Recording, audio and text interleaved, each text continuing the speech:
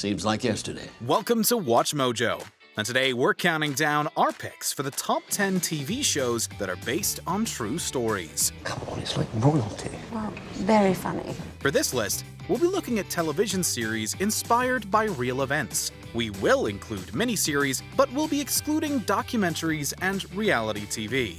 What's your favorite series? Let us know in the comments. Number 10. Chernobyl. Chain of disaster is now complete. The 5-part HBO miniseries is a dramatization of the 1986 Chernobyl nuclear power plant disaster. It revolves around the catastrophic nuclear accident and the events that followed, including the attempted cover-up, those involved in the massive cleanup efforts, and the many deaths. Doesn't matter. What does matter is that to them, justice was done. Because you see, to them, a just world is a sane world. There was nothing sane about Chernobyl. The series provides a painfully realistic depiction of the horrific effects of radiation poisoning. And this, at last, is the gift of Chernobyl. Where I once would fear the cost of truth, now I only ask, what is the cost of lies? Showrunner Craig Mazin consulted Svetlana Alexievich's book Voices from Chernobyl, which consists of the recollections of Pripyat locals. The tragic story of Soviet firefighter Vasily Ignatenko and his wife Lyudmila comes from the book. Number 9. Dickinson. Dickinson is a fictionalized version of the poet's life. There's so much I want to learn, and I can't just go and get taught. The modern slang and music ground her in our reality, showing how Emily was ahead of her time. The show explores her secret relationship with her best friend and brother's wife, Sue. Some of the most heartbreaking moments of the series are of the two young women struggling to grapple with their feelings for one another. You really are my favorite person in the world.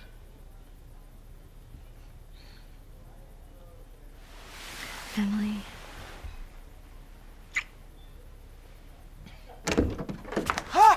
What the hell are you doing? We also see the rampant misogyny she dealt with, especially from her father. Whether she's conjuring spirits, taking carriage rides with death, or dancing with a bee, Emily Dickinson's wild imagination could not be taken away from her. I am a poet, and I am not going to die. I'm going to write hundreds, thousands of poems right here in this room. Number 8. The Act. Well, my mom already is my best friend. This deeply disturbing miniseries is based on the real murder of Claudine Dee Dee Blanchard in 2015. Her daughter, Gypsy Rose, allegedly orchestrated her murder with her secret online boyfriend, Nicholas Godejohn. Will you please kill my mother for me? Because I can't do it myself.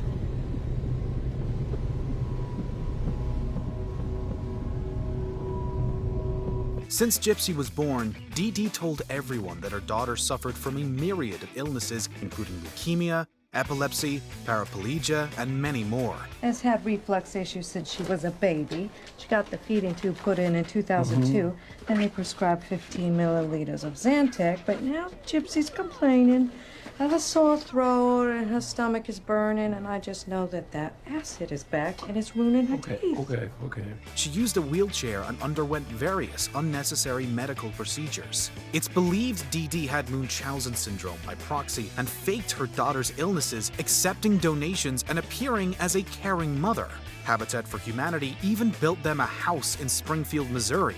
Gypsy and Nick were apprehended in Wisconsin shortly after the murder. He was sentenced to life in prison, while she was given 10 years. Number 7. Orange is the New Black. Are you okay? Fine, I guess. The award-winning Netflix series is loosely based on Piper Kerman's 2010 memoir, Orange is the New Black: My Year in a Woman's Prison. The first season of the show centers around Piper Chapman, beginning her 15-month sentence at Litchfield Penitentiary. Right now, you're willing to overlook pretty much anything because ultimately you are just terrified of being alone. As the series goes on, we get to know more about all the women at Litchfield. Showrunner Genji Cohen describes Piper as a Trojan horse for telling these stories of underrepresented groups, such as transgender, lesbian, and women of color. What you got between your legs is your business, and what I got is mine. The show has been praised for its diverse characters and humanized portrayals of female inmates, earning a slew of accolades over its 7-season run. Are you kidding me? Number 6. Selena, the series. Selena the series chronicles the rise of the Tejano superstar Selena Quintanilla Perez from childhood to her untimely death.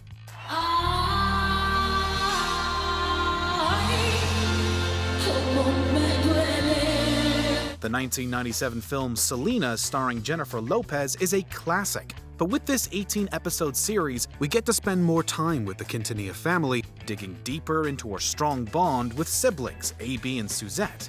Despite some criticism, Christian Serratos, known for her work on The Walking Dead, did an amazing job capturing the essence of Selena, according to her sister Suzette. She was definitely our family's top choice. We love Christian. And yes, the ending is just as heartbreaking as the movie. Number 5. The People vs. O.J. Simpson, American Crime Story. Ryan Murphy's first season of this anthology series is about one of the most sensationalized cases in history. These gloves are too small. Too tight. It won't fit. A star-studded cast took on the roles of infamous key players of the captivating trial, including American Horror Story alum Sarah Paulson.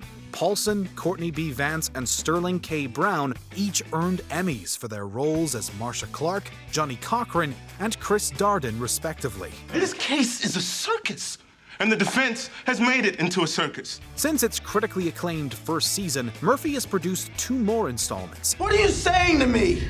Season 2 followed Andrew Cunanan and his assassination of fashion mogul Gianni Versace. Darren Criss won an Emmy for his chilling portrayal of Cunanan. Season 3 is about the scandal surrounding Monica Lewinsky and President Bill Clinton. Number 4. The Crown. The fact is, the Crown must win. Must always win. The British royal family has always been a hot topic in pop culture, so it's no surprise that Netflix's historical drama The Crown is widely popular. The inaugural season begins with the newly appointed Queen of England after the passing of her father. Well, then, let's not overcomplicate matters unnecessarily. My name is Elizabeth. And long live Queen Elizabeth. Claire Foy stars as the first incarnation of Queen Elizabeth II, with Matt Smith as her husband, Prince Philip. As the series progresses, new actors step in to play the characters at different ages. Age is rarely kind to anyone. Nothing one can do about it. One just has to get on with it. The show cleans up during award season with several nominations and wins. Prince Harry and Duchess Meghan Markle admitted to watching the series before. Other members of the royal family have also reportedly seen the series, expressing various reactions. Thanks for giving me a show. Number 3. When They See Us. Where did you see the lady? Who? What lady? Kevin, Antron, and Raymond saw you messing around with the lady. Who said that? In 1989, 5 Black and Latino teenagers, dubbed the Central Park Five, were wrongfully convicted of the assault of a white female jogger in Central Park. Ava DuVernay's critically acclaimed limited series tells their harrowing story and how they were violently coerced into giving false statements and confessing to a crime they didn't commit. The jury finds the defendant guilty. The 4-episode series follows the boys' arrest and convictions up to their exoneration in 2002. It received several award nominations, with Jarrell Jerome winning an Emmy for his portrayal of Corey Wise. Jerome dedicated his award to the 5 adult men, now appropriately known as the Exonerated Five, earning them a standing ovation. It's for Raymond, Yusuf, Antron, Kevin, and King Corey Wise. Number 2, Narcos. Netflix's gritty and intense crime drama Narcos is based on the reign of notorious drug kingpin Pablo Escobar and the Medellin cartel.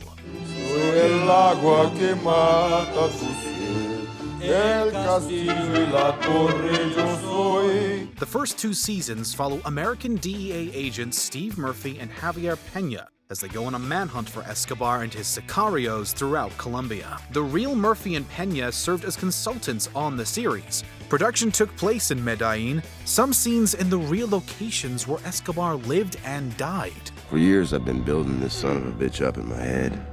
What a monster he'd be. Season 3 is told from Peña's perspective as he takes down the powerful Cali cartel. Before we unveil our top pick, here are a few honorable mentions. Waco explores the siege in Texas against the Branch Davidians. Please, keep your hands in the air and get on the ground. There are women and children in here.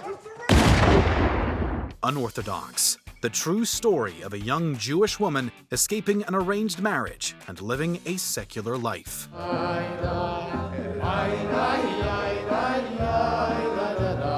I Am the Night. A girl looking for her mother finds herself connected to the Black Dahlia murder. Why? What's to you? Boardwalk Empire. Crime in Prohibition-era Atlantic City. Nothing like a hot coffee on a cold morning, eh? Good breakfast? I tell you, when I was a kid, I never ate breakfast. Well, we barely had any food. But now, it's my favorite meal of the day. Call the Midwife. Chronicles the history of midwifery in 1950s and 60s East London. I'm sorry. I didn't know people lived like this. But they do. And it's why we're here. Before we continue, be sure to subscribe to our channel and ring the bell to get notified about our latest videos. You have the option to be notified for occasional videos or all of them. If you're on your phone, make sure you go into your settings and switch on notifications. Number 1, Mindhunter. The only truth is now. Now is the only thing that's real. David Fincher's Mindhunter is based on the true crime book of the same name, written by FBI agents John Douglas and Mark Olshaker. Douglas inspired the character of Holden Ford, a special agent who takes an interest in using criminal psychology to apprehend serial killers. I love that. What's my psychology? Bill Tench, head of behavioral science, is based on FBI profiler Robert Ressler. They enlist the help of psychologist Dr. Wendy Carr to add structure to their research. There's a tension.